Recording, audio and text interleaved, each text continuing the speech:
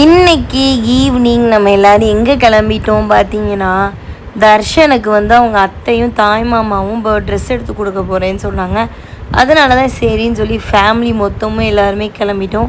என்னோடய ட்ரெஸ் எப்படி இருக்குதுன்னு சொல்லி மறக்காமல் கீழே கமெண்ட் பண்ணுங்கள். அண்ணி அம்மா அப்பா எல்லோரும் கிளம்பியாச்சு. ஃபஸ்ட்டு வந்து பார்த்திங்கன்னா ஈஸி பைக் தான் போயிருந்தோம். ஸோ இங்கே தான் ஸ்கூட்டிக்கு எப்போயுமே ரெகுலராக ட்ரெஸ் எடுப்போம். லெச்சுக்குமே இங்கே தான் ரெகுலராக ட்ரெஸ் எல்லாமே எடுத்துகிட்ருப்போம் நம்ம. ஸோ இங்கே டாப் எல்லாமே நல்லாயிருக்கும், செம குவாலிட்டியாகவும் இருக்கும்.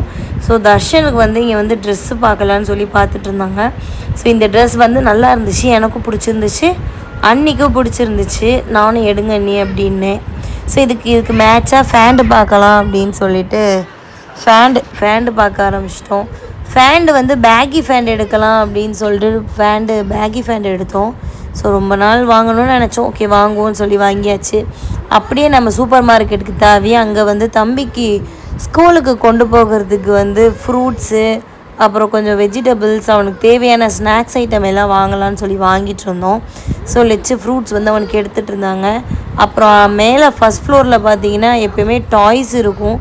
தம்பிக்கு வந்து உம்பா பொம்மை கேட்டுட்டு இருந்தான் அவன்.